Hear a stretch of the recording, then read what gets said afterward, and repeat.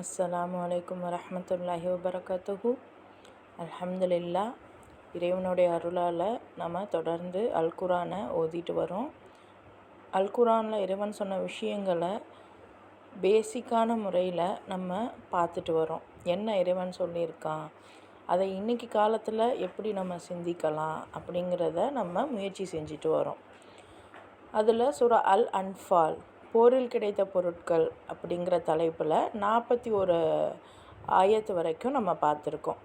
அன்ஃபால் அப்படின்னா அந்த ஒரு போரில் வெற்றி பெற்ற பிறகு அதில் கிடைக்கக்கூடிய அந்த கனிமத்து பொருட்கள், ஆப்போனண்ட்டில் உள்ளவங்க விட்டு சென்ற பொருட்களை வெற்றி பெற்றவங்க எடுத்துக்கிறாங்க.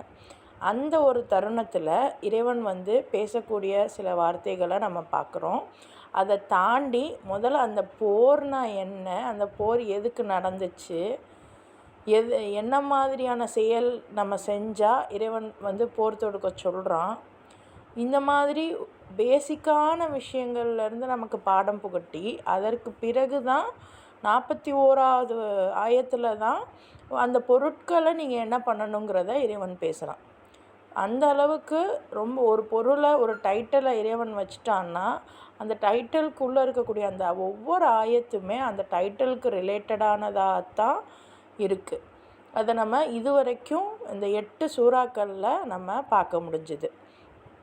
இப்போது 41வது வசனம், நேற்று கடைசியாக என்ன பார்த்துருந்தோம் அப்படின்னா, இறைவன் சொல்லியிருந்தான், போரில் ஏதாவது பொருள்களை நீங்கள் உங்களுக்கு கிடச்சிச்சின்னா, நீங்கள் பெற்றால் அதில் 5ல் 1 பங்கு யாருக்கு கொடுக்கணுமா, அந்த 5ல் 1 பங்கை இத்தனை பேருக்கும் உரிதாக கொடுக்கணும். யார் யாருக்கு? அல்லாஹ்க்கு, அவனுடைய தூதருக்கு, தூதருடைய உறவினர்களுக்கு, அனாதைகளுக்கு, வறியவர்களுக்கு, பயணிகளுக்கு. இப்போ இந்த மாதிரி இத்தனை பேருக்கும் உரிய பங்காக நீங்கள் கொடுக்கணும்.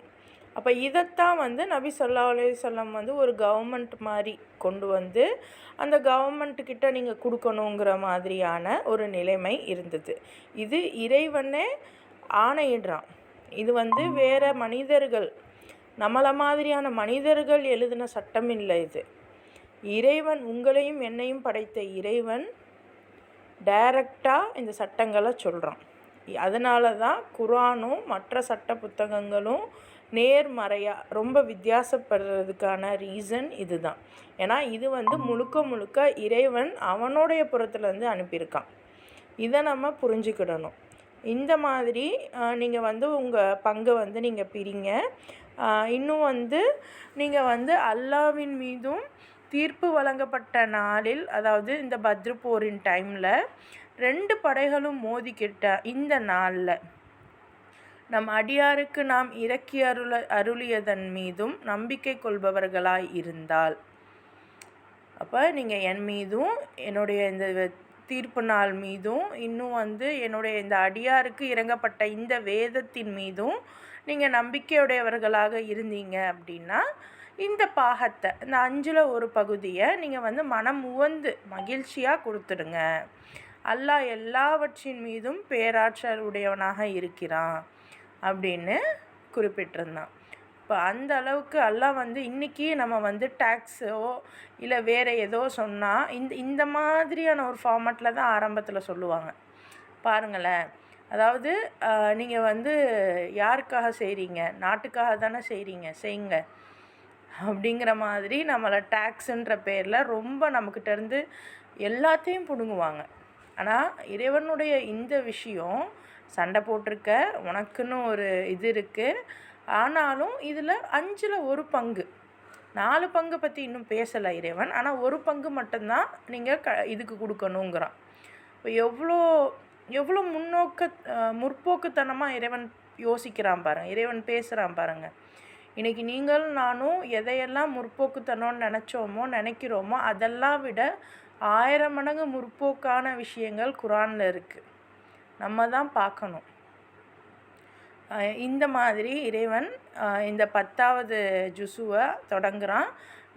41வது ஆயத்து இருக்குது. ஸோ இன்றைக்கி 42வது ஆயத்துலேருந்து நம்ம பார்க்கலாம். அவுது பில்லாஹி மினஷ் ஷைத்தானிர் ரஜீம், பிஸ்மில்லாஹிர் ரஹ்மானிர் ரஹீம். ரப்பி ஜித்னி இல்மா. இது அன்தும் பில் உத்வத்தித் துன்யா வஹும் பில் உத்வத்தில் குஸ்வா வர்ரக்பு அஸ்ஃபல மின்கும் வலவ் தவாஅத்தும் லஹ்தலஃப்தும் ஃபில் மிஆதி வலாக்கின் லியக்ஸியல்லாஹு அம்ரன் கான மஃஊலா. லியக்ஸியல்லாஹு அம்ரன் கான மஃஊலன் லியஹ்லிக மன் ஹலக அம் பய்யினத்தின் வயஹ்யா மன் ஹய்ய அம் பய்யின வ இன்னல்லாஹ லஸமீஉன் அலீம். நீங்கள் பள்ளத்தாக்கிலிருந்து மிக நெருங்கிய பகுதியிலும் அவர்கள் மிக தொலைவான பகுதியிலும் தளம் அமைத்து இருந்ததையும், மேலும் பயணக்கூட்டம் உங்களுக்கு கீழே கடற்கரை ஓரமாக இருந்ததையும் நீங்கள் நினைத்து பாருங்கள். முன்னரே நீங்களும் அவர்களும் எங்காவது குறிப்பிட்ட இடத்தில் போர் செய்வது என முடிவு செய்திருப்பீர்களாயின், அப்போது அந்த முடிவிலிருந்து நிச்சயம் நீங்கள் நழுவி சென்றிருப்பீர்கள்.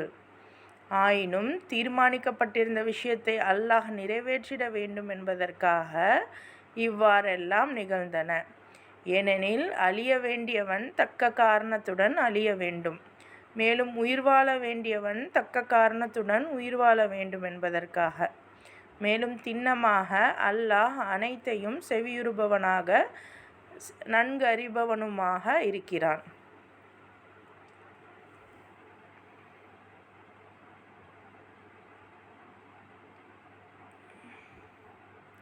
இப்போ ஒவ்வொரு போரில் என்ன நடந்துச்சு, எதுக்காக போரை நீங்கள் தொடங்கணுங்கிறத இறைவன் பேசுனா, அடுத்து இந்த ஒரு சம்பவத்தை நினச்சி பார்க்க சொல்கிறான்.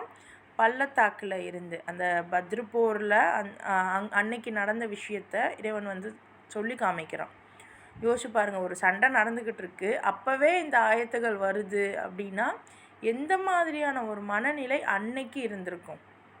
இது அன்னைக்கு மட்டும் இல்லை, இன்றைக்கும் இந்த ஆயத்துக்களை நம்ம படிக்கிறோம் அப்படின்னா இன்றைக்கும் இந்த மாதிரியான நிலைமைகள் ஒவ்வொருத்தர் வாழ்க்கையிலையும் இருக்கலாம். ஒட்டுமொத்த உலகத்துடைய பார்வையிலையும் இருக்கலாம், ஒவ்வொருத்தவங்களுடைய தனிப்பட்ட வாழ்க்கையிலையும் இந்த மாதிரியான சூழலை நீங்கள் கடந்து வருவீங்க. என்னென்னா, பள்ளத்தாக்கிலேருந்து நீங்கள் அந்த பக்கத்து பகுதியில் நீங்கள் இருந்தாலும் சரி, இல்லை தொலைவான பகுதியில் இருந்தாலும் சரி, இன்னும் அந்த பயணக்கூட்டம் உங்களுக்கு கீழே இருந்ததையும் நீங்கள் நினைத்து பாருங்கள். அவங்க எங்கேயாவது குறிப்பிட்ட இடத்துல போர் செய்வது என முடிவு செய்திருப்பார்களாயின், இப்போ யூஸ்வலாக நீங்கள் ஒரு இடத்துல நிற்கிறீங்க, இன்னொரு சைடு அந்த பயணக்கூட்டம் வருது, ஒரு மோஸ்ட்லி இங்கே பாருங்களேன், பயணக்கூட்டம்னு இறைவன் பேசுகிறான். எங்கே நம்ம குரான் வெறும் அரபியர்களை மட்டும்தான் பேசுதுன்னு நினச்சிக்கிட்டு இருக்கிற டைமில், ஜஸ்ட் நீங்கள் நார்மலாக ஒரு குளோபலைஸ்டாக நீங்கள் பார்க்கும்போது ஒரு விஷயம் உங்களுக்கு புரியணும். இந்த வெஸ்டர்ன் வேர்ல்டு தான் அதிகமாக பயணம் செய்யக்கூடியவர்களாக இருக்காங்க. அன்னைக்கு என்ன நடந்துச்சுங்கிறது உங்களுக்கும் தெரியாது, எனக்கும் தெரியாது. இன்ஷா அல்லாஹ் நம்ம நபியுடைய சீரால் நம்ம அதெல்லாம் பார்க்கலாம். ஏன்னா இது யுத்த டைமில், பத்ரு போருடைய யுத்த டைமில் நடந்த விஷயத்தை இறைவன் இங்கே பேசுகிறான். சரியா? அன்னைக்கும் அல்லாஹ் என்ன சொல்கிறான், இந்த பயணக்கூட்டம் அப்படின்றத குறிப்பிடுறான். கடற்கரை ஓரமாக இந்த பயணக்கூட்டம் வராங்க, அவங்க நினச்சிருந்தா அப்போவே உங்களோட சண்டை போட்டிருப்பாங்க. அப்போ அந்த முடிவுலேருந்து நிச்சயம் நீங்கள் நழுவி போயிருப்பீங்க. இப்போ அந்த பயணக்கூட்டம்ங்கிறது யாரை குறிக்கலாம்? மேபி நம்மளுடைய அறிவுக்கு உட்பட்டு, இது முடிஞ்சு போன ஒரு விஷயம், இன்றைக்கி நம்ம கண்ணால் எதுவும் பார்க்கல. ஆனால் குரானை சிந்திக்க தான் இறைவன் சொல்கிறான். அப்போ யார் அதிகமாக பயணம் செய்யக்கூடியவர்களாக இருந்திருக்காங்க அப்படின்னு பார்த்திங்கன்னா, அரேபியர்கள் வியாபாரத்துக்காக பயணம் செஞ்சாங்க. ஆனால் அவங்க பிரச்சனை பண்ணாங்களா அப்படின்னா அந்த மாதிரிலாம் நம்ம வரலாறு பார்க்கல. ஆனால் இந்த மேற்கத்தியர்கள், அந்த முக்கியமாக அந்த அந்த அந்த மேற்கத்தியர்கள், அந்த வெஸ்ட்டில் உள்ளவங்கள்லாம் அதிகமாக பயணம் செஞ்சாங்க. அவங்களுடைய அந்த தந்திரங்களெல்லாம் நீங்கள் வந்து ஹிஸ்ட்ரியோட டார்க் சைடாக நீங்கள் பார்க்கலாம். அமெரிக்காலாம் கூட எப்படி வந்து அவங்க கைவசம் வந்துச்சு, எந்த இனத்தை அழிச்சிட்டு அந்த ஒரு ஒரு கண்டம் வந்து இப்போ இருக்குது அப்படிங்கிறதெல்லாம் உங்கள் எல்லாருக்குமே தெரிஞ்சிருக்கணும். தெரியலைன்னா தேடி பாருங்கள். ஏன்னா அந்த மேற்கத்தியர்களுடைய பயணம் வந்து லேசுப்பட்டதாக இருக்காது. அதனால் குரான் வந்து முழுக்க முழுக்க அரேபியர்களை தான் பேசுதுங்கிறத அந்த கடிவாளத்துலேருந்து நம்ம வெளியே வரணும். குரான் வந்து ஒட்டுமொத்த உலகத்தையும் பேசுது அப்படின்னா அந்த பயணக்கூட்டத்தினர் யாராக இருப்பாங்கன்னு நீங்கள் சிந்திக்கணும். காலம் காலமாக ஒரு ஒரு பிரச்சனையையும், ஏன்னா அந்த மேற்கத்தியர்கள் வந்து இந்த மாதிரி பயணம் பண்ணி வருவாங்க, அங்கே வந்து நமக்கு வந்து நிறைய பொருளும் கிடைக்கும் அப்படின்ட்டு பயணம் பண்ணி அதை தேடி வருவாங்க. அப்போ சின்ன சின்ன இடங்கள் பார்த்து நான் அங்கே போனால் அங்கே இருக்கிற மக்கள் வந்து இவங்களை நல்லபடியாக வரவேற்பாங்க. இன்றைக்கி தான் வந்து யார் வந்தாலும் நம்ம வந்து எதிரியாக பார்க்குறோம். ஆனால் அன்றைக்கி காலத்துலலாம் யார் நம்ம பகுதிக்கு வந்தாலும் அவங்கள விருந்து கொடுத்து நல்லா உபசரிக்கக்கூடிய மக்களாகத்தான் மோஸ்ட்லி எல்லோரும் இருந்திருக்காங்க. அப்போ அந்த மாதிரி இருந்தவர்களை இவங்க வந்து ஏமாற்றி அங்கே உள்ள ஆட்களை வந்து கூட்டிகிட்டு போகிறதும், வேலைக்கு அள்ளிட்டு போகிறதும், அதாவது நீங்கள் இதெல்லாம் வந்து நம்ம வரலாறுகள் இன்றைக்கும் நம்ம பார்க்குறோம். தமிழர்கள் வந்து வெவ்வேறு இடங்களில் வந்து வேலைக்காக போயிருக்காங்க அப்படின்னு. எப்படி போனாங்க, யார் கூட்டிகிட்டு போனா, அதெல்லாம் சிந்திச்சு பார்த்துருக்கோமா நம்ம? அப்போது இந்த மாதிரி ஒரு ஒரு பிரச்சனையை ஏற்படுத்தக்கூடிய, கலகத்தை ஏற்படுத்தக்கூடிய கும்பல் பயணக்கூட்டம் சவுதி அரேபியாவில் உள்ளது கிடையாது. அதை நம்ம புரிஞ்சுக்கிறணும். குரான் வந்து திரும்ப திரும்ப நான் ஏன் இதை குறிப்பிடுறேன் அப்படின்னா, கொஞ்சம் நான் எல்லாரும் இதையே சொல்கிறோமே, இதை தாண்டி இன்றைக்கி நடக்கிற ரியாலிட்டியை வச்சு பார்ப்போமேங்கிறதுக்காக தான் நான் சொல்கிறேன். சரியா? இதோடையும் நீங்கள் கம்பேர் பண்ணி பாருங்கள். உங்களுக்கு இல்லை இது அப்படிலாம் கிடையாது, அவங்கள வந்து அல்லாஹ் சொல்லியிருக்க மாட்டான் அப்படின்னா அது உங்களுடைய கருத்து. இது என்னுடைய கருத்து, அவ்வளோதான். இது என்னுடைய கருத்து, பர்சனல் ஒப்பீனியன் தானே ஒழிய இதுதான் உண்மைன்னு நான் வந்து சொல்லலை. சரியா? ரைட். அப்போ இந்த மாதிரி இந்த பயணக்கூட்டத்தை பற்றி இறைவன் பேசுகிறான். அவங்க வந்து இந்த குறிப்பிட்ட இடத்துல போர் செய்வது அப்படின்னு முடிவெடுத்திருந்தாங்க அப்படின்னா அந்த முடிவுலேருந்து நீங்கள் நிச்சயம் நழுவிருப்பீங்க. ஆனாலும் தீர்மானிக்கப்பட்டிருந்த விஷயத்தை அல்லாஹ் ஒரு விஷயத்தை நாடணும்னு நினச்சிட்டா அது நடந்தே ஆகும். அதுக்கு இதெல்லாம் சான்று. ஏன்னா அழிய வேண்டியவன் தக்க காரணத்தோடு அழியணும், உயிர் வாழ வேண்டியவன் தக்க காரணத்தோடு உயிர் வாழணும். அல்லாஹ்க்கு எல்லாமே தெரியும், எல்லாத்தையும் கேட்கக்கூடியவனாகவும் நன்கு அறியக்கூடியவனாகவும் இறைவன் இருக்கிறான். சரியா? ஸோ இந்த ஒரு விஷயம் இது வந்து ஒரு யுத்த டைமில் நடந்தது தான். நம்ம நினைக்கிற மாதிரி யுத்தம் வந்து வெறும் மக்கா காஃபிர்களோட மட்டும்தான் நபி பண்ணியிருக்காங்கன்னு நீங்கள் வந்து சிந்திச்சிடாதீங்க. அதை தாண்டி இங்கே குறிப்பிடக்கூடிய பயணக்கூட்டம் இதெல்லாம் யாராக இருக்கும்னு சிந்திச்சு பாருங்கள். சரியா? அடுத்த ஆயத்து பாருங்கள். இத் யுரீகஹுமுல்லாஹு ஃபீ மனாமிக கலீலம் வலவ் அராகஹும் கசீரல் லஃபஷில்தும் வலதனாஸஅதும் ஃபில் அம்ரி வலாகின்னல்லாஹ ஸல்லம் இன்னஹு அலீமும் பிதாத்தி சுதூர். நபியே, அல்லாஹ் உம்முடைய கனவில் அவர்களின் எண்ணிக்கையை குறைவாய் காண்பித்ததை நீர் நினைத்து பாரும். அவன் உமக்கு அவர்களுடைய எண்ணிக்கையை அதிகமாய் காண்பித்திருந்தால் நிச்சயம் நீங்கள் ஊக்கம் குன்றியிருப்பீர்கள். மேலும் போர் விஷயத்தில் ஒருவருக்கொருவர் பிணங்கி இருப்பீர்கள். எனினும் அல்லாஹ்தான் உங்களை இதிலிருந்து காத்தருளினான். திண்ணமாக அவன் நெஞ்சங்களில் மறைந்திருப்பவற்றை கூட நன்கறிந்தவனாய் இருக்கிறான்.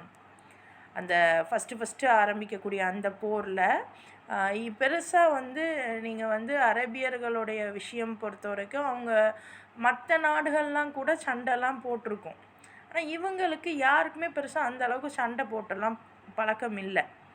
அப்படிங்கிறப்ப நபியை எதிர்த்து வந்த அவங்க மட்டும் எப்படி வந்து ஆக்ரோஷமாக வந்தாங்க?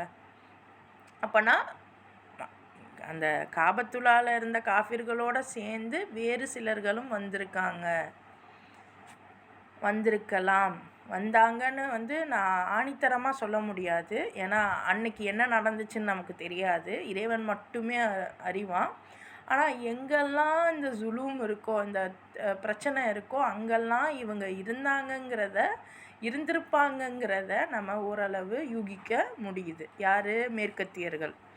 சரியா?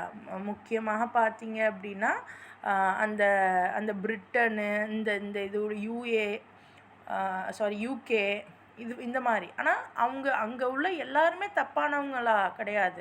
அப்படி நீங்கள் யோசிச்சிடக்கூடாது. அங்கே இருந்த சில காஃபிர்கள். சரியா?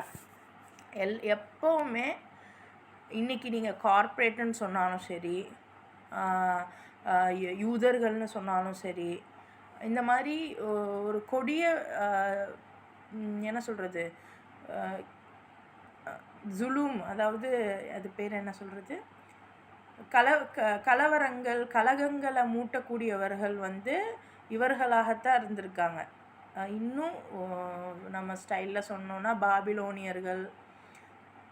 சரியா? அந்த மாதிரி நீங்கள் யோசிங்க. பாபிலோனோட இதுதான் அழிஞ்சிருச்சே அப்படின்னு பார்த்தாலும் அந்த வம்சாவளியாகத்தான் வருது. சரியா? ரைட். அப்போ இந்த மக்களோட அந்த ஒரு கூட்டம் வரும்போது அல்லாஹ் வந்து நபியுடைய கனவுல வந்து அவங்களுடைய எண்ணிக்கையை குறைவாக காமிக்கிறான். ஏன்னா நபிக்கு ஒருவேளை அதை நான் அதிகமாக காமிச்சிருந்தேன்னா நீங்கள் பயந்துருப்பீங்க அப்படின்னு அல்லாஹ் இங்கே குறிப்பிட்டு காமிக்கிறான். அப்போ அல்லாஹ் தான் உங்களை காத்து அருளினா, அதனால் உங்கள் நெஞ்சங்களில் மறைந்திருப்பவற்றை இறைவன் நன்கு அறிந்தவனாக இருக்கிறான். இதை நீங்கள் ஹிஸ்ட்ரியாகவும் பாருங்கள். இன்றைக்கும் நம்ம வந்து நினச்சிக்கிட்டு இருக்கோம் காசா மட்டும்தான் பிரச்சனையில் இருக்குன்னு. நீங்களும் நானும் கூட பிரச்சனையில் தான் இருக்கோம், சின்ன சின்ன விஷயங்கள்லேருந்து. அதான் சொல்கிறேன், எல்லா விஷயமும் நமக்கு அல்லாஹ் வந்து அந்த லேசாக காமிக்கிறதுனால தான் நம்ம அதெல்லாம் கடந்து போய் இன்றைக்கி உயிரோடு இருக்கோம். கொஞ்சம் அல்லாவே அப்படின்ட்டு நிம்மதியாக நம்ம இருக்கோம். ஒருவேளை அல்லாஹ் அந்த பிரச்சனையெல்லாம் பூதாகரமாக இன்னும் பூதாகரமாக நமக்கு காமிச்சிருந்தா நம்ம வந்து நிம்மதியாக இருக்க முடியாது. எல்லாம் நான் இப்போவே நிம்மதியாக இல்லை அப்படின்னீங்கன்னா அல்லாஹ் கண்டிப்பாக நீங்கள் அல்லாவை நோக்கி இருக்கும்போது உங்களுக்கு நிம்மதி தானாக வரும். இந்த விஷயங்கள்லாம் இருக்குது, இவ்வளோ பெருசு இருக்குது. இதை விட்டுட்டு நம்ம சாதாரண ஒரு ஒன்றுத்துக்குமே இல்லாத, உப்பு சப்புக்கு இல்லாத விஷயத்தெல்லாம் நினச்சி மனசை போட்டு குழப்பிக்கிட்டு வருத்திக்கிட்டு இருப்போம். அதுக்கெல்லாம் நமக்கு நேரமே இல்லை. நம்ம பாட்டுக்கு நம்ம வேலையை செஞ்சுக்கிட்டே இருக்கணும். அப்போ இந்த மாதிரி ஒரு சிச்சுவேஷனில் இறைவன் சொல்கிறான், நான் தான் உங்களுக்கு வந்து பெருசாக இருக்கிறத கூட சின்னதாக காமிக்கிறேன். ஒருவேளை நான் சின்னதாக உள்ளதை பெருசாக காமிச்சேன், இல்லை உண்மையான இதையே உங்களுக்கு நான் காமிச்சிட்டேன் அப்படின்னா நீங்கள் வந்து தாங்க மாட்டீங்க. அப்போது இன்றைக்கும் நீங்கள் பார்க்கக்கூடிய எவ்வளோ பெரிய இஷ்யூவாக இருக்கட்டும், எவ்வளோ பெரிய பிரச்சனையாக இருக்கட்டும், இறைவன் நினச்சா அதை உங்களுக்கு சின்னதாக காமிப்பான். ஸோ இதை நீங்கள் புரிஞ்சுக்கிட்டீங்கன்னா, நீங்கள் வந்து இந்த ஆயத்தை நீங்கள் புரிஞ்சுக்கிட்டீங்கன்னா இன்னும் நீங்கள் எதை நினச்சும் கவலைப்பட மாட்டீங்க. அன்னைக்கு உள்ள ஹிஸ்ட்ரியாகவும் இதை பாருங்கள், இன்றைக்கு உள்ளதாகவும் நீங்கள் பாருங்கள். ரைட். இது யுரீகுமூஹும் இதில் தகைத்தும் ஃபீ அயுனிக்கும் கலீலம் வயுகல்லிலுக்கும் ஃபீ அயுனிஹிம் லியக்ஸியல்லாஹு அம்ரன் கான மஃஊலா வஇலல்லாஹி துர்ஜஉல் உமூர். மேலும் இதனையும் நினைத்து பாருங்கள், நீங்கள் போரிட்ட போது அவன் உங்களுடைய கண்களுக்கு அவர்களின் எண்ணிக்கையை குறைவாகவும் அவர்களுடைய கண்களுக்கு உங்களுடைய எண்ணிக்கையை குறைவாகவும் காண்பித்தான். எதற்காகவெனில் நிகழ வேண்டிய செயலை அல்லாஹ் வெளிப்படுத்த வேண்டும் என்பதற்காக.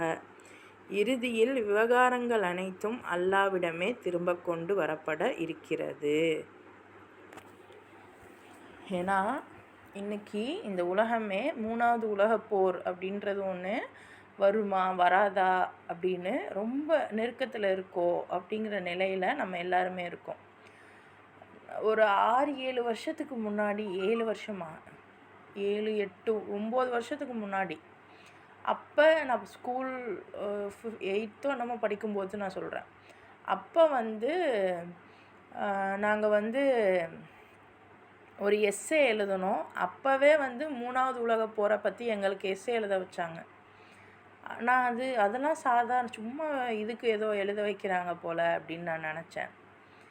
கடைசியில் பார்த்தா இன்றைக்கி வந்து 3ஆம் உலகப் போர் எப்போ வேணால் நடக்குன்ற மாதிரியான நிலையில் நம்ம இருக்கோம். இப்போ இந்த டைமில் சாதாரண உங்களுக்கும் எனக்கும் நம்மெல்லாம் வந்து வீட்டு விவகாரம் மட்டும்தான் நமக்கு தெரியும். அடுத்த வீட்டு விவகாரம் இந்த மாதிரி தான் நம்ம யோசிச்சுக்கிட்டு இருந்தோமே ஒழிய, இந்த மாதிரி அரசியல் விஷயங்களும் உலக விஷயங்களும் இறைவன் நமக்கு சொல்லித்தரான், குரான் மூலமாக இப்போ நமக்கு வந்து வெளிப்படுத்துகிறான் அப்படின்னா நிச்சயமாக அதுக்கு ஒரு காரணம் இருக்கும். இப்போ நம்மனாலையும் இறைவன் வந்து சில வேலையை நம்மளை வச்சும் வாங்க போகிறான், நம்மளுடைய குழந்தைகள் நம்மளுடைய சந்ததியை வச்சும் வாங்க போகிறான். அதனால் எவ்வளோ முடியுதோ அந்த அளவுக்கு உங்கள் மனதில் இந்த வார்த்தைகளை எடுத்துக்கோங்க.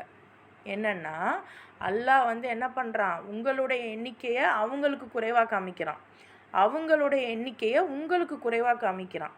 ஏன் இப்படி செய்கிறான்? ஏன்னா அல்லாஹ் நினச்ச விஷயம் நடக்கணும். இப்போ இதே தான் இன்றைக்கும் என்ன பிரச்சனை, ஏகப்பட்ட பிரச்சனைகள் போகுது. இன்றைக்கி சாதாரணமாக சிம்பிளாக சொல்லணுன்னு பார்த்தீங்கன்னா, இப்போ வந்து அது முன்னாடி ஒரு 10 வருஷத்துக்கு முன்னாடிலாம் இந்த ஹிந்து முஸ்லீம் பிரச்சனைலாம் இவ்வளோ இல்லை. ஆனால் இப்போ இருக்கா? இது வந்து உங்கள் ஏரியாவில் உங்கள் இப்போ தமிழ்நாடுக்குள்ளே அதிகமாக இருக்குது. இதுக்கு முன்னாடி வெவ்வேறு மாநிலங்களில் இருந்துச்சு. ஆனால் இப்போ தமிழ்நாடுக்குள்ளே அதிகமாக வர ஆரம்பிச்சிருச்சு. ஸோ இதிலேருந்து ஆரம்பிங்க. இதிலேருந்தே வந்து ஒருத்தருக்கு ஒருத்தர் வந்து இறைவன் வந்து சில விஷயங்கள் செய்ய வைக்க நினைக்கிறான். அவன் நினச்சது அங்கே நடக்கும். அதைத்தான் இறைவன் இங்கே குறிப்பிடுறான். கடைசியாக எல்லா விவகாரமும் அல்லாஹ் கிட்ட தான் திரும்பி கொண்டு போகப்படும். அதை நம்ம புரிஞ்சுக்கிடணும். சரியா? யா ஐயுஹல்லதீன ஆமனு, இறை நம்பிக்கையாளர்களே அப்படின்னு கூப்பிட்டுட்டான் இறைவன். இதா லகீத்தும் ஃபிஅத்தன் ஃபஸ்பித்து வதுகுருல்லாஹ கசீரல் லஅல்லக்கும் துஃப்லிஹூன். ஏதேனும் ஒரு குழுவினரோடு நீங்கள் போரிடும்போது நிலை குலையாமல் இருங்கள். மேலும் அல்லாஹுவை அதிகமாக நினைவு கூறுங்கள், நீங்கள் வெற்றியடையலாம். அப்போ அன்னைக்கு காலகட்டத்திலையும் இறைவன் இந்த வார்த்தைகள் எல்லாம் நிஜமாகவே நடந்திருக்கு, இனியும் நடக்க போகுது. சரியா? அப்படி தான் நீங்கள் சிந்திக்கணும். அன்னைக்கு நபி சண்டை போடும்போது சொல்கிறாங்க, அந்த மூமின்களுக்கு அல்லாஹ் சொல்கிறான், கட்டளையிடுறான். யோசிச்சு பாருங்கள், ஒரு நமக்கு வந்து போர் அப்படிங்கிற இதோட ஐடியாலஜிலாம் தெரியாது. ஆனால் அந்த என்சிசி இதெல்லாம் நம்ம இந்த பரேட்லாம் நடந்துட்டு போவோம் இல்லையா? அந்த டைமில் கமாண்ட் வந்துகிட்டே இருக்கும். அந்த மாதிரி இறைவன் வந்து இங்கே கமாண்ட் கொடுத்துட்டே இருக்கான், இப்படி இருங்க, இது செய்யுங்க, அது செய்யுங்கன்னு. அப்போது நீங்கள் வந்து ஏதாவது ஒரு குழுவினரோடு, அந்த குழு இதெல்லாம் வந்து நீங்கள் வந்து மக்கால இருந்த ஆட்கள் மட்டும்தான் நீங்கள் நினச்சிடாதீங்க. இது மக்கால இருந்த ஆட்கள் மட்டும் கிடையாது. ஏன்னா திரும்ப திரும்ப ஏன் இதை நான் ஏன்னா நானுமே அப்படி தான் நினச்சேன். இது வந்து ஒரு சவுதி அரேபியாவுக்குள்ளே இருக்கிற ஒரு ஆட்களுடைய இது தான் போல். ஆனால் இது முழுக்க வந்து ஒட்டுமொத்த உலகத்தையுமே சார்ந்து வருது. அப்போ இந்த ஆங்கிலேயர்கள் இவங்களுடைய அந்த விஷமங்கள், அந்த ஜுலும் வந்து முன்னாடியிலேருந்தே இருந்துக்கிட்டு தான் இருந்திருக்கு. எந்த குழுன்னு நமக்கு தெரியாது. வெறும் அந்த பாபிலோனியர்கள் மட்டும் இல்லை, ரோமர்களும் இருந்திருக்கலாம், பாரசீகர்களும் இருந்திருக்கலாம். ஆனால் இவங்கெல்லாம் வந்து ரோமர்கள் பாரசீகர்கள்லாம் அன்னைக்கு வந்து தனித்தனியாக இருந்தாங்க. ஆனால் அந்த பாபிலோனியர்கள் அழிக்கப்பட்டாலும் கூட எஞ்சி இருந்தவங்க இந்த மாதிரி துலும் பண்ணிட்டு தான் இருந்தாங்க இன்னைக்கு வரைக்குமே. யாருன்னா அந்த சைடு, அந்த மேற்கு இருக்கக்கூடிய அந்த சைடு. சரியா? ரோமர்கள் யார், பாபிலோனியர்கள் யார், இப்போ அந்த பாபிலோனுடைய இதெல்லாம் யாராக இருக்காங்க அப்படிங்கிறதெல்லாம் சும்மா தேடி பாருங்கள். சரியா? இப்போ இந்த மாதிரி ஏதாவது ஒரு குழுவினரோடு நீங்கள் போரிடும்போது நீங்கள் நிலைக்குலையாமல் இருங்க, பயப்படாமல் தைரியமாக இருங்க, அல்லாஹ்வை அதிகமாக நினைவு கூறுங்க, நீங்கள் வெற்றி அடையலாம். என்ன நினச்சிக்கிறங்க, நான் சொன்ன மாதிரி நீங்கள் இருங்க, நீங்கள் வெற்றி அடைவீங்க. இந்த வார்த்தைகளை கேட்கும்போது யாராவது பயப்படுவாங்களா? இன்றைக்கி உங்களுக்கும் எனக்கும் இதே வார்த்தை தான். நீங்கள் ஒரு நல்ல விஷயத்துக்காக போராடுறீங்க, உங்கள் வீட்டிலையாக இருக்கட்டும், சின்ன ஒன்றும் இல்லை, உங்கள் தம்பி ஒய்ஃபை அம்மா திட்டுறாங்க, இது பண்ணுறாங்க, நீங்கள் தம்பி ஒய்ஃப் மேலே தப்பு இல்லை அப்படிங்கிறதுக்காக ஏம்மா இப்படி பண்ணுற அப்படின்னு அம்மாட்ட நீங்கள் நிற்கிறீங்க அப்படின்னா, என்ன தான் நம்ம எவ்வளோ பெருசானாலும் அம்மாவுக்கு நம்ம பயந்து தான் ஆகும். இருந்தாலும் நம்ம கொஞ்சம் தைரியமாக அவங்களோட நம்ம நிற்கிறோம் இல்லையா, அப்போ இறைவன் நமக்கு வெற்றியை தருவான். இது ஒரு சின்ன ஒரு எக்ஸாம்பிளாக நான் சொல்கிறேன். இந்த மாதிரி நிறைய விஷயங்கள் ஒரு கரெக்ட் இது தான். நீதிக்காக நீங்கள் நிற்கும்போது அது ரொம்ப முக்கியம். சும்மா பேருக்காகலாம் இவங்க சரியாக தப்பான்லாம் தெரியாது, ஆனால் இவங்க முஸ்லீம், இவங்களுக்காக நான் நிற்கிறேன், இது முட்டாள்தனம். அவங்க யாராக வேணால் இருக்கட்டும், அவங்க ஹிந்துவாக இருக்கட்டும், யாராக வேணால் இருக்கட்டும், ஆனால் அவங்க பாதிக்கப்படுறாங்க, அவங்களுக்காக நான் நிற்கிறேன் அப்படிங்கிறப்ப இறைவனை நீங்கள் ஏன்னா இறைவன் அதானே சொல்கிறான், இந்த பூமியை நான் உங்களுக்கு அழகான முறையில் வாழத்தான் நான் படைச்சிருக்கேன், நான் சொன்ன மாதிரி நீங்கள் வாழ்ந்தீங்கன்னா எல்லோரும் சந்தோஷமாக இருப்பீங்க, இப்படி தானே அல்லாஹ் சொல்கிறான். அப்போ இன்னொருத்தவங்க நிம்மதியாக வாழ்கிறதுக்காக நான் போராடுறேன் அப்படின்னா நிச்சயமாக இறைவனை நம்பி இறைவனை அதிகமாக நினைவு கூறி இருக்கும் பட்சத்தில் எனக்கு இறைவன் வெற்றியை தருவான். இது எல்லா வகையிலையும் பொருந்தும். அன்றைக்கி ஹிஸ்ட்ரியாகவும் இருந்துச்சு, இன்றைக்கி உங்கள் வாழ்க்கையிலையும் இதை நீங்கள் அப்ளை பண்ணுங்க. சரியா? வாத்தி உல்லாஹ வ ரசூலஹு வலா தனாஸஉ ஃபதஃப்ஷலு வததஹப் ரீஹுக்கும் வஸ்பிரு இன்னல்லாஹ மஅஸ் சாபிரீன். மேலும் அல்லாஹுக்கும் அவனுடைய தூதருக்கும் கீழ்ப்படியுங்கள். மெயின் விஷயம் இதுதான். அல்லாஹ் திரும்ப திரும்ப என்ன சொல்கிறான், அல்லாஹ்க்கும் அவனுடைய தூதருக்கும் கட்டுப்படுங்க, ஒருவருக்கொருவர் பிணங்கி கொள்ளாதீர்கள். இன்றைக்கி நம்ம நினைக்கிறோம், நம்ம ஒரு குரூப்பாக இருக்கும்போது நமக்குள்ளே சின்ன சின்ன பிரச்சனைகள் வரும், மனஸ்தாபங்கள் வரும். இது அன்னைக்கு நபியோட காலத்தில் மூமின்களுக்குள்ளேயும் கூட இருந்திருக்கும் தான். அதுக்கு அல்லாஹ் சொல்கிறான், நீங்கள் நபிக்கும் அல்லாவுக்கும் அல்லாவுடைய தூதருக்கும் கட்டுப்படுங்க, ஒருத்தருக்கு ஒருத்தர் பிணங்கிக்காதீங்க. அப்படி நீங்கள் செஞ்சீங்கன்னா உங்களுக்கிடையே பலவீனம் தோன்றிடும், உங்கள் மதிப்பும் வலிமையும் அழிந்து போய்விடும். அப்போது என்ன தான் முன்ன பின்ன இருந்தாலும் ஒருத்தருக்கு ஒருத்தர் நீங்கள் பழி போட்டுக்கிட்டு இந்த விஷயங்கள்லாம் நம்ம தவிர்க்கணும். நம்மளை அறியாமையே நம்மக்கிட்ட இருக்கக்கூடிய சில பேட் ஹேபிட்ஸ் இதுவும் தான். பிணங்கிக்கிறது, ஒத்து வராது, ஒரு குரூப்பாக இருக்கும்போது அவனுக்கும் எனக்கும் செட் ஆகாது அப்படின்னு சொல்கிறது, இல்லை எங்கள் ரெண்டு பேரும் இல்லை, இவங்க சொல்கிறத நமக்கு பிடிக்காது, நம்ம சொல்கிறது அவங்களுக்கு பிடிக்காது. இன்றைக்கி நம்ம இந்த தௌஹீத் ஜமாத்து, சுன்னத் ஜமாத்து, ஷியா, சுன்னி, இன்னும் இந்த தௌஹீதுலேயே ஏகப்பட்ட தௌஹீத் ஜமாத்துகள் இருக்குது. இப்படி ஏகப்பட்ட பிணக்குகள் நமக்கு இருக்குல்ல. அல்லாஹ் சொல்கிறான், இப்படி பிணங்காதீங்க, பிணங்குனீங்கன்னா நீங்கள் பலவீனமாயிடுவீங்க, உங்கள் மதிப்பு குறைஞ்சிடும், வலிமை அழிஞ்சிடும். இன்றைக்கி இருக்கா? இன்றைக்கி முஸ்லீம் சமூகம் எந்த லெவலில் இருக்குது, நம்மளுடைய மதிப்பும் நம்மளுடைய வலிமையும் எந்த அளவில் இருக்குது? ஏன் நம்ம அவ்வளோ தூரம் போகிறோம்? வீட்டிலையே ஒரு குடும்பத்தில் ஒருத்தருக்கு ஒருத்தர் பிணங்கிக்கிறாங்க, அண்ணன் தம்பிக்குள்ளே சண்டை அப்படின்னு வைங்களேன். அடுத்து அந்த குடும்பத்தை ஈஸியாக அடித்து நகர்த்த ஆரம்பிப்பாங்க, மதிக்க மாட்டாங்க. நீங்கள் எவ்வளோக்கு எவ்வளோ ஒத்துழைச்சி இருக்கீங்களோ அவ்வளோக்கு அவ்வளோ நீங்கள் ஸ்ட்ராங்காக சமூகத்தில் தெரிவிங்க.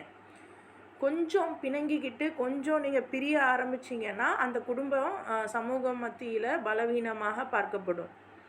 இது உண்மை தான். என் குடும்பத்தில் இருக்கிறவங்களுக்கு தெரியும். இது உங்கள் குடும்பத்தோடையும் பாருங்கள், உங்கள் குழந்தைங்களுக்கு முக்கியமாக சொல்லி கொடுங்க. ஏன்னா இன்றைக்கி வந்து யாருமே சகிச்சு போகிற தன்மையிலேயே இல்லை நம்ம.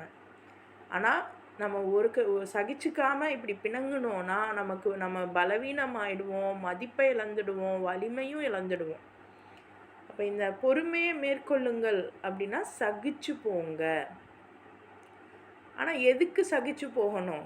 அல்லாஹ்வுடைய வழியில், நபிக்கு கட்டுப்படுற வழியில்.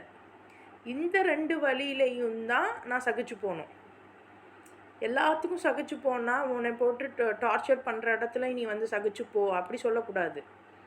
அது முட்டாள்தனம். அல்லாஹ்வை வணங்கணும், அல்லாஹ்வுடைய ரசூல் சொன்ன மாதிரி இருக்கணும். அப்படிங்கிறப்ப ஃபார் எக்ஸாம்பிள் இந்த அல்லாஹ் இப்போ சொல்லியிருக்கான், இப்போ நம்ம பார்த்து வந்ததில் போரில் உங்களுக்கு கிடச்சிருக்குன்னா அதில் 1 பங்கு, 5ல் 1 பங்கை நீங்கள் வந்து கவர்மெண்ட்டுக்கு கொடுக்கணும் அப்படின்னு சொல்லும் பட்சத்தில், நம்மளுடைய வீட்டில் உள்ள அம்மா மட்டும் இல்லை அத்தா மட்டும் நம்ம ஏன்தா கொடுக்கணும், நம்ம கொடுக்க வேணாம், நம்மளே வச்சுக்கிடுவோம் அப்படி சொல்லும்போது, அப்போ நம்ம வந்து அத்தாவோட சகிச்சு போக முடியாது, அத்தாவோட பொறுமையாக போக முடியாது. அப்போ வந்து நான் இல்லை எல்லாம் சொல்லியிருக்கான், நான் வந்து கொடுத்து தான் ஆவேன் அப்படின்னு நம்ம வந்து இது பண்ணணும். இதுவே சின்ன சின்ன விஷயம், இன்றைக்கி இந்த தொழுகையில் இந்த விரல் ஆட்டுறதா ஆட்டக்கூடாதா, அது எவ்வளோ சின்ன விஷயம். அந்த தொழுகைனால் சமூகத்துக்கு எந்த பிரயோஜனமும் இல்லை, உங்களுக்கு மட்டும்தான் பிரயோஜனம். விச் மீன்ஸ் நான் தொழுதேன் அப்படின்னா என்னுடைய உள்ளமும் என்னுடைய எண்ணங்களும் தான் தூய்மை அடையும். இதனால் பிறருக்கு எந்த பிரயோஜனமும் இல்லை. கரெக்டாக சிந்திச்சு பாருங்கள். அப்போது என்னுடைய உள்ளமும் என்னுடைய எண்ணமும் தூய்மை அடைய நான் வந்து என்னுடைய எண்ணத்தை தான் நான் பார்க்கணுமே ஒழிய என்னுடைய அந்த செய்கைகள் அந்த அளவுக்கு ரொம்ப அக்யூரேட்டாக பார்க்க வேண்டியதில்லை. அப்போ அந்த மாதிரி டைமில் சரி நீ அப்படி பண்ணுறியா, நான் வந்து விரல் ஆட்டுறேன், நீ ஆட்ட மாட்டியா, சரி இருந்துட்டு போ, நான் இப்படி தொழுதுட்டு போகிறேன். இதில் வந்து நம்ம வந்து கொஞ்சம் சகிச்சு போகலாம். இப்போ இதனால் யாருக்கும் பாதிப்பு இல்லை அப்படிங்கிற பட்சத்தில். ஆனால் ஒரு செயலால் இன்னொருத்தவங்களுக்கு பாதிப்பு வருது அப்படின்னா அதில் நம்ம சகிச்சு போக முடியாது. சிந்திக்கணும். ஏன்னா நம்ம வந்து எது இருக்கோ அதை அப்படியே பார்த்துட்டு அப்படியே அதுதான் அப்படின்னு நினச்சிடுறோம். ஆனால் அப்படி இல்லை, நம்ம பிரித்து பார்க்கணும், பகுத்து அறியணும். ஒரு விஷயம் சொல்கிறாங்கன்னா அதனுடைய எல்லா வகையான காம்ப்ளிகேஷன்ஸையும் நம்ம சிந்திக்கணும். சரியா? அப்போ அல்லாஹ்வுடைய பாதையில் போகும்போது சின்ன சின்ன பிணக்குகள் வந்தால் அதை நீங்கள் சகிச்சுக்கோங்க. சகிச்சுக்கிட்டால் மட்டும்தான் வலிமையாகவும் மதிப்போடவும் நீங்கள் இருக்கலாம். அல்லாஹ் வந்து இந்த சகிச்சு கொள்ளக்கூடியவர்களோடு தான் இருக்கிறான், பொறுமையாளர்களோடு தான் இருக்கிறான். வலா தக்கூனு கல்லதீன ஹரஜு மின் தியாரிஹிம் பதரம் வரிஆ அன்னாசி வயசுத்தூன அன் சபீலில்லாஹ் வல்லாஹு பிமா யஅமலூன முஹீத். மேலும் இருமாப்புடனும் தன் மதிப்பை பிற மக்களுக்கு காட்டும் வகையிலும் தங்களுடைய இல்லங்களிலிருந்து எவர்கள் வெளியேறினார்களோ, மேலும் அல்லாஹ்வின் பாதையில் செல்ல விடாமல் மக்களை தடுக்கிறார்களோ அவர்களை போன்று நீங்கள் ஆகிடாதீர்கள். யார் மாதிரி ஆகக்கூடாதான்? இருமாப்போட நான் யார் அப்படின்னு இந்த உலகம் தெரியணும். அப்போ இன்றைக்கி நம்ம எந்த லெவலில் நம்ம இருக்கோம், இதில் ஒன்றும் இல்லை, நான் யார் தெரியுமா, நான் எந்த தப்புமே பண்ண மாட்டேன், நீங்கள் தான் தப்பானவங்க அப்படின்ற நினப்பு யாருக்கெல்லாம் வருதோ அதுதான் இருமாப்பு. என் மதிப்பை நீங்கள் புரிஞ்சுக்கிறணும், என் மதிப்பு இதுதான், நான் இந்த லெவலில் இருக்கேன் அப்படிங்கிற ஒரு எண்ணம் என் மனசில் இருக்குது அப்படின்னா அதுதான் இருமாப்பு. ஸோ இந்த மாதிரி யார் இருக்கிறாங்களோ, இன்னும் நான் என்னுடைய இன்றைக்கி வந்து நம்ம அந்த நகையெல்லாம் கல்யாணம் அந்த மாதிரி டைம்லலாம் சிலர் வந்து பண்ணுவோம், நான் 100 பவுன் வச்சுருக்கேங்கிறத காமிக்க சிலர் பர்தாக்கு மேலே போட்டுட்டு போவாங்க, சிலர் பர்தா போடாமல் நகையை போட்டுட்டு தாவணியை தலைக்கு போட்டு போகக்கூடியவர்களாக இருப்பாங்க. இது பெண்கள் நம்ம செய்கிறது. இது இல்லாமல் ஆண்கள் சில விஷயங்கள் செய்கிறது. குழந்தைங்க கூட என்கிட்ட இது இருக்குது அது இருக்குது. இன்றைக்கி சுபஹானல்லாஹ் இந்த இந்த நிலைமை குழந்தைங்கக்கிட்ட அதிகமாக இருக்குது. நம்ம வந்து நம்ம சின்ன பிள்ளையாக இருந்த காலத்தில் ஒரு பொருள் நமக்கு வேணும்னா நம்ம ரொம்ப கஷ்டப்பட்டு தான் அதை வாங்கினோம். சில நேரங்கள் கிடைக்கவே கிடைக்காது, அவ்வளோதான் நம்மளோட இது. ஆனால் அதனால இன்றைக்கி நம்ம நல்லா தான் இருக்கோம், நம்ம ஒன்றும் கெட்டு போயிடலை. ஆனால் எனக்கு அது கிடைக்கல, என் பிள்ளைக்கு அது கிடைக்கணுன்ற பேரில் இஷ்டத்துக்கு அதிகமான பொருட்களை நம்ம வாங்கி கொடுத்துட்றோம். கொடுத்ததை அந்த பிள்ளைகளை எடுத்துகிட்டு போயிட்டு வெளியே பெருமையாக காமிக்குது. பிள்ளைகளை விட அம்மாமாரை அதை இன்னும் பெருமையாக பார்க்குறோம். என் பிள்ளை இது வச்சுருக்கு, என் பிள்ளை அது வச்சுருக்கு, என் பிள்ளை இது படிக்குது, என் பிள்ளை அது படிக்குது. எந்தெந்த விஷயங்கள் எல்லாம் உங்களுக்கு பெருமையை ஏற்படுத்துதோ அது எல்லாமே இறைவன் உங்களுக்கு சோதிக்கிறான்னு அர்த்தம். இப்போ யார் இந்த மாதிரியான எண்ணங்களோட வீட்டை விட்டு வெளியேறுறாங்களோ அவங்கள மாதிரி நீங்கள் ஆயிடாதீங்க. இன்னும் அல்லாஹ்வோட பாதையில் செல்லாமல் மக்களை தடுக்கிறாங்க, அவங்கள மாதிரி நீங்கள் ஆயிடாதீங்க. அல்லாஹ் அவர்கள் செய்பவற்றை அனைத்தையும் சூழ்ந்து அறிபவனாக இருக்கிறான். அப்படியே சூழ்ந்து முழுக்க அப்படியே எல்லாமே அவனுக்கு தெரியும் அப்படிங்கிறத இங்கே குறிப்பிடுறான். அடுத்து பாருங்கள், வஇத் ஸய்யன லஹுமு ஷைத்வானு அஅமாலஹும் வகால லா காலிப லகுமுல் யௌம மினன் நாஸி வ இன்னி ஜாருல் லகும் ஃபலம்மா தராஅத்தில் ஃபிஅத்தானி நகஸ அலா அகீபைஹி வகால இன்னி பரீஉம் மின்கும் இன்னி அரா மா லா தரவுன இன்னி அகாஃபுல்லாஹ் வல்லாஹு ஷதீதுல் இகாப். மேலும் இதையும் நினைத்து பாருங்கள், ஷைத்தான் அவர்களுடைய தீய செயல்களை அவர்களின் பார்வையில் அழகாக்கி காட்டினான். மேலும் இன்று மக்களில் எவரும் உங்களை வென்றிட முடியாது, நான் உங்களுக்கு உறுதுணையாயிருக்கிறேன் என்றும் அவர்களிடம் கூறினான். இன்றைக்கி பெரிய பெரிய கார்ப்பரேட்டும் பெரிய பெரிய முதலாளி வர்க்கமும் இன்னும் நம்மளில் இருக்கக்கூடிய அந்த பெருமை பிடிச்சவங்களும் எப்படி இருக்காங்களாம், ஷைத்தான் அவங்கள எப்படி மேனிப்புலேட் பண்ணுறானா, என்னென்னா அவங்க செய்கிற தப்பான செயல்களை அழகாக காமிக்கிறான். ஸோ நமக்கு அடிக்கடி சில கில்ட்டு ஃபீல்லாம் வரும், நம்ம தப்பு பண்ணிட்டோமே அப்படின்னு. அப்படிலாம் உங்களுக்கு கில்ட்டு ஃபீல் வந்துச்சுன்னா நீங்கள் அல்ஹம்துலில்லாஹ் சொல்லுங்கள். ஏன்னா அல்லாஹ்வுடைய அந்த நியமத் இருந்தால் தான் தப்பு செஞ்சதை தப்புன்னு உங்களுக்கு உங்கள் மனசு சொல்லும். அப்போ சொல்லும்போது தப்பு தானே, அப்போ தப்பை எப்படி திருத்தலாம் அப்படின்னு பார்த்து தப்பை திருத்திக்கிறதுக்கு நீங்கள் அதுக்கான வழியை நீங்கள் செய்யணும். அட்லீஸ்ட் ஒரு சாரியாவது அந்த தப்புக்காக நீங்கள் சொல்லிடணும், சரியா, உரியப்பட்டவங்கக்கிட்ட. இது ஒரு நல்ல விஷயம். ஆனால் நான் தப்பே பண்ணலை அப்படின்ற மாதிரியான ஒரு கில்ட்டு ஃபீலும் உங்களுக்கு வரலை. ஆனால் மற்றவங்கள தான் நீங்கள் குறை சொல்லிக்கிட்டே இருக்கீங்க, மற்றவங்க தான் உங்களை ஹர்ட் பண்ணாங்கன்னு நீங்கள் நினச்சிக்கிட்டே இருக்கீங்க. அப்படின்னா இந்த ஆளாக நீங்களாக கூட இருக்கலாம், நானாக கூட இருக்கலாம். என்னது, தீய செயல்களை ஷைத்தான் என்ன பண்ணுறான், நம்ம கண்களுக்கு அழகாக காமிக்கிறான். இன்னும் மக்களில் யாரும் உங்களை அடிச்சுக்க முடியாது, நீங்கள் தான் சரி, உங்களுக்கு நான் துணையாக இருக்கேன் அப்படிங்கிற மாதிரி நம்ம மனசில் எந்த கில்ட்டு ஃபீலுமே இல்லாமல் எல்லா தவறுகளையுமே செய்ய வைப்பான். இது ஷைத்தான் செய்கிற வேலை. உங்கள் மனசு என்னைக்கு அதுதான் சொல்லுவாங்க, நீங்கள் வருத்தப்படும் போது அல்ஹம்துலில்லாஹ் சொல்லுங்கள், ரொம்ப சந்தோஷமாக இருக்கும்போது அஸ்தக்ஃபிருல்லாஹ் சொல்லுங்கன்னு. ஏன் அப்படின்னா சந்தோஷமாக இருக்கும்போது ஷைத்தான் எப்படியும் ஊடுருவ ஆரம்பிச்சிருவான்.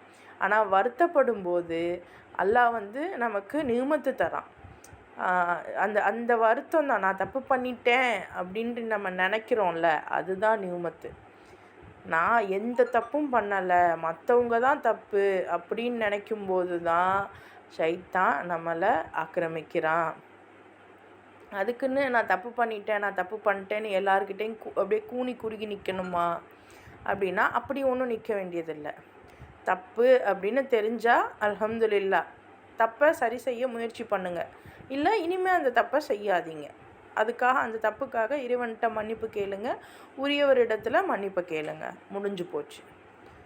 இது ரொம்ப முக்கியமான விஷயம். இது அன்னைக்கு இருந்த அந்த காஃபிர்களுக்கும் பொருந்தும், இன்றைக்கி இருக்கிற நமக்கும் பொருந்தும். சரியா? அப்போ இந்த மாதிரி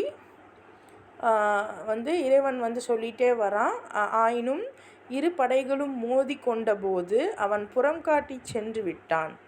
மேலும் அவன் கூறினான், அதாவது நபியும் அந்த காஃபிர் படைகளும் மோதும்போது அந்த காஃபிர் படைகள்கிட்ட ஷைத்தான் என்ன சொல்கிறானா, உங்களை மிஞ்ச முடியாது, நீங்கள் போடுங்க, நீங்கள் சண்டை போடுங்க அப்படின்னு சொல்லி அவங்கள ஏற்றி விடுறான். இதே தான் நம்ம சண்டை போட்டாலும் 2 பேர் சண்டை போட்டுக்கிறாங்க அப்படின்னா யார் மேலே அதிக தப்பு இருக்கோ அவங்க ரொம்ப ஆக்ரோஷமாக சண்டை போடுவோம். கவனிச்சிருக்கீங்களா? நம்ம பிள்ளைகளுக்கு சண்டை போட்டுச்சு அப்படின்னா உண்மையாகவே யார் மேலே தப்பு இருக்கோ அவங்க தான் ரொம்ப ஆக்ரோஷமாக சண்டை போடுவாங்க. ஆனால் ஷைத்தான் அப்படி தான் தூண்டி விடுவான். இப்போ பத்ரு போரில் இப்படி சண்டை நடக்கும்போது, வேகமாக சண்டை நடக்கும்போது ஷைத்தான் என்ன பண்ணுறான், புறங்காட்டி ஓடுறான், பேக் அடிக்கிறான். அப்புறம் சொல்கிறான், நான் உங்களை விட்டு விலகிக்கிறேன், இதுக்கு முன்னாடி சொன்னால் உங்கள் கூட நான் இருக்கேன், சண்டை போடுங்க அப்படிங்கிறான். அப்புறம் சொல்கிறான், நான் உங்களை விட்டு விலகிடுறேன், நீங்கள் பார்க்காதவற்றை நான் பார்த்து கொண்டிருக்கிறேன், நான் அல்லாஹ்வை குறித்து அஞ்சுகிறேன், மேலும் அல்லாஹ் தண்டனை அளிப்பதில் மிக கடுமையானவன். பாருங்கள், அப்போ ஷைத்தான் சொல்கிறான், இது ஷைத்தானுடைய வாய்ஸ் என்னன்னா, நீங்கள் பார்க்காததை நான் பார்க்குறேன். யார்? ஷைத்தான் காஃபிர்கள்ட்ட சொல்கிறான். நான் அல்லாவை குறித்து பயப்படுறேன், ஏன்னா அல்லாஹ் தண்டனை அளிக்கிறதுல மிக கடுமையானவன் அப்படிங்கிறான். அப்போ நம்ம இன்றைக்கி சொல்லிக்கிறோம்ல, நான் அல்லாவுக்கு பயப்படுறேன், ஷைத்தானே அல்லாவுக்கு பயப்படுறவன் தான். நான் சொல்கிறேன் பாருங்க, நான் அல்லாவுடைய தண்டனையை நினச்சி பயப்படுறேன், உங்களை விட்டு நான் இப்போ விலகிக்கிறேன் அப்படிங்கிறான். அப்போது ஷைத்தானுக்கு அப்போ சொர்க்கம் கிடைக்குமா, நரகம் கிடைக்குமா? அதெல்லாம் நமக்கு தேவையில்லாத வேலை. ஆனால் ஷைத்தானோட பேச்சை கேட்டால் நமக்கு நரகம்தான், அது கன்ஃபார்ம். ஏன்னா இப்போ இந்த வார்த்தையில் இந்த இடத்துல சொல்கிறானே, அல்லாஹ்க்கு நான் பயப்படுறேன் அப்படிங்கிறானே ஷைத்தான் அப்படிங்கிறேன், அது அந்த டைமில் இப்படி தான். உங்களுக்கு சிலர் இருப்பாங்க, நான் உனக்கு சப்போர்ட்டாக இருக்கேன், நீ எல்லாம் பண்ணு அப்படின்ட்டு குடும்பத்தை பிரித்து விட்டுட்டு கடைசியில் நம்ம குடும்பத்தோடையும் சேர முடியாது, வாழவும் முடியாது, இவங்களும் நட்டாத்தில் விட்டுட்டு போயிடுவாங்க. எத்தனை குடும்பம் இப்படி ஆகுது இன்றைக்கி நீங்கள் பார்க்குறோம். ஃப்ரெண்டுங்கிற பேரில் முக்கியமாக பெண்களுக்கு நிறைய சமூகத்தில் நிறைய பிரச்சனைகள் இருக்குது, அதெல்லாம் ஓகே. ஆனால் அந்த பிரச்சனைகளுக்கு தீர்வு காணாமல் ஏதோ ஃப்ரெண்டும் நம்ம பிள்ளையாக தான் இருக்கும், பொம்பளை பிள்ளையாக தான் இருக்கும். ஆண் ஃப்ரெண்டை விடுங்க, ஆண் ஃப்ரெண்டு அதெல்லாம் இருக்கட்டும் ஒரு சைடு, அது போய் தொலையுது. சாதாரணமாக ஒரு குடும்பத்தில் இருக்கிறவங்க சாதாரணமாக ஒரு ஃப்ரெண்டு அப்படின்னு நினச்சி நீங்கள் எல்லாம் பண்ணும்போது கடைசியில் அந்த ஃப்ரெண்டே ஷைத்தானாக மாறி நம்மளை வழிகெடுத்து கடைசியில் எனக்கும் இதுக்கும் சம்மந்தம் இல்லைன்ட்டு நம்மளை விட்டுட்டு போயிடுவாங்க. இந்த மாதிரி எத்தனை குடும்பங்கள் அழிஞ்சிருக்கு. இது சில ஃப்ரெண்டு மாதிரி நல்ல முறையில் நமக்கு இருப்பாங்க, அல்ஹம்துலில்லா. நான் சொல்கிறது ஷைத்தானான ஃப்ரெண்டுகளை சொல்கிறேன். அதனால் உங்களுடைய தோழிகள்லையும் உங்களுடைய உறவுகள்லையும் கவனமாக இருங்க, யாரோட நீங்கள் கூட்டு சேர்றீங்க அப்படிங்கிறத. சரியா? இது யகூலுல் முனாஃபிகூன வல்லதீன ஃபி குலூபிஹிம் மரசுன் கர்ரஹாஉலாஇ தீனுஹும் வமன் யதவக்கல் அலல்லாஹி ஃபஇன்னல்லாஹ அஸீஸுன் ஹக்கீம். இதனையும் நினைத்து பாருங்கள், நயவஞ்சகர்களும் எவர்கள் உள்ளங்களில் நோய் இருக்கிறதோ அவர்களும் இவர்களுடைய மார்க்கம் இவர்களை மயக்கத்தில் ஆழ்த்தி இருக்கிறது என்று கூறினார்கள். உண்மையாதெனில் எவரேனும் அல்லாஹ்வை முழுவதும் சார்ந்து வாழ்வாரானால் அல்லாஹ் அவருக்கு போதுமானவன் ஆவான். திண்ணமாக அல்லாஹ் யாவற்றையும் மிகைத்தவனாகவும் நுண்ணறிவாளனாகவும் இருக்கிறான். அப்போ அந்த யுத்தம், ஃபஸ்ட்டு யுத்தம், நபி ஸல்லல்லாஹு அலைஹி வஸல்லம் ஏகப்பட்ட யுத்தங்களை நடத்தியிருக்காங்க. எப்பெல்லாம் இந்த ஆயத்துகள் வந்துச்சுன்றது நமக்கு தெரியாது. ஆனால் அந்த யுத்தம் நடந்த டைமில் அந்த காஃபிர்கள் என்ன சொல்கிறாங்க, இந்த இந்த மக்கள், இந்த முஸ்லீம்கள், இந்த மூமின்கள்லாம் வந்து அவங்களுடைய மார்க்கத்திலேயே மயக்கத்தில் இருக்காங்க அப்படின்னு சொல்கிறாங்களாம். அதே தான் இன்றைக்கும் நம்ம கொஞ்சம் அல்லாஹ் இருக்கான் அப்படின்ட்டு நமக்கு எவ்வளோ கஷ்டம் வந்தாலும், கில்ட்டு ஃபீல் மனசில் இருந்தாலும், கவலை இருந்தாலும், அதையும் தாண்டி நம்ம நிற்கிறோம்ல, நம்ம வாழ்கிறோம்ல, நம்ம அல்லாஹ்வோட வேலையை செய்கிறோம்ல, அந்த டைமில் மற்றவங்கெல்லாம் என்ன பண்ணுறாங்க, உலக ஆசையில் இருக்கிறவங்க, எல்லாத்தையும் விட நான் தான் பெரியவன் நினைக்கிறவங்க, இவங்கெல்லாம் என்ன பேசுகிறாங்க, இன்றைக்கும் என்ன பேசுகிறாங்க, இவன் ஏதோ அல்லாஹ் அல்லான்ட்டு மயக்கத்தில் இருக்கான், இவன் மார்க்கத்திலே மூழ்கி போயிருக்கான் அப்படின்னு சொல்லுவாங்க. ஆனால் யார் வந்து அல்லாஹ்வை முழுசாக சார்ந்து வாழ்கிறாங்களோ, நான் சொல்கிறது வெறும் தொழுகையில் மட்டும் இல்லை, செயல்கள்லையும், இன்னும் அவங்களுடைய வாழ்வாதாரத்துலையும், வாழ்க்கை முறையிலையும் அல்லாஹ்வை சார்ந்து இருக்கிறீங்கன்னு, அதாவது அல்லாஹ்வை சார்ந்துன்னா அல்லாஹ் எனக்கு தருவான் அப்படின்னு நினச்சிக்கிட்டு இருக்கிறது விஷயம் இல்லை. அல்லாஹ்வுடைய பேரால் நான் வேலை செய்வேன், என் வேலைக்கு கிடைக்கிற கூலியை நான் அனுபவிப்பேன். இதுதான் அல்லாஹ்வை சார்ந்து வாழ்கிறது. சரியா? நான் அல்லாஹ் பேரால் இப்போ வந்து நான் வந்து அல்லாஹ் அல்லான்னு சொல்லிட்டு தொழுதுட்டு ஓதிக்கிட்டு இருப்பேன். நீங்கள் வந்து எனக்கு எல்லாமே கொடுக்கணும், நான் கேட்குற காசு சும்மா நான் வந்து எதுவும் இப்போ நானாச்சும் அட்லீஸ்ட் உங்களுக்கு ஒரு பாடம் எடுக்கிறேன், அதுக்கு நான் கூலி வாங்குறேன்னா கூட ஓகே. ஆனால் அப்படிலாம் இல்லை, நான் ஒன்றும் செய்யலை, நான் வந்து இஷ்டத்துக்கு உங்ககிட்ட பணம் கேட்குறேன், நான் வந்து ஒரு தொழுகை ஓதிக்கிட்டு இருக்கேன், இஷ்டத்துக்கு நான் பணம் கேட்குறேன் அப்படின்னா நீங்கள் பணம் கொடுக்கணும் அப்படின்னா இது எந்த மாதிரியான நிலைப்பாடு? அல்லது அல்லாஹ் எனக்கு தருவான் அப்படின்ட்டு நான் எந்த வேலையுமே பார்க்காம சும்மாவே இருந்தால் அது என்ன மாதிரியான நிலைப்பாடு? நான் சும்மாவே இருந்தேன்னா அல்லாஹ் ஒரு யோசிச்சு பாருங்கள், சிந்திச்சு பாருங்கள். நம்ம ஏதாவது ஒரு பொருளை சும்மாவே வச்சுக்கிறதுக்கு வாங்குவோமா காசு போட்டு? அப்போ அல்லாஹ் நம்மளை படைச்சிருக்கான், உருவாக்கியிருக்கான் அப்படின்னா நீங்கள் சும்மா இருக்கணுங்கிறதுக்காக உருவாக்கியிருப்பானா? இல்லை உங்களுக்கு மட்டும் நீங்கள் தொழுதுக்கணுங்கிறதுக்காக உருவாக்கியிருப்பானா? எதுக்காக? அவனுடைய மற்ற படைப்புகளுக்கு நீங்கள் ஏதாவது வேலை செய்யணும், அதுக்காகத்தான் உங்களையும் என்னையும் படைச்சிருக்கான். அப்போது இந்த மாதிரிலாம் இறைவன் சொன்ன விஷயத்த நம்ம சார்ந்து நம்ம வாழ்ந்தோம் அப்படின்னா நமக்கு எந்த வகையான பிரச்சனையும் இருக்காது. அவனை சார்ந்து இருக்கும்போது அவனே போதுமானவன். அவன் சொன்ன மாதிரி வாழ்ந்தால் நிச்சயமாக நமக்கு லாபம் கிடைக்க போகுது, நம்ம நல்லபடியாக இருக்க போகிறோம். திண்ணமாக அல்லாஹ் எல்லாவற்றையும் மிகைத்தவனாகவும் நுண்ணறிவாளனாகவும் இருக்கிறான். அல்ஹம்துலில்லாஹ். மீதி வசனங்களை நம்ம நாளைக்கு பார்க்கலாம். சனிக்கிழமை இன்ஷா அல்லாஹ் கிளாஸு இருக்கும். சரியா?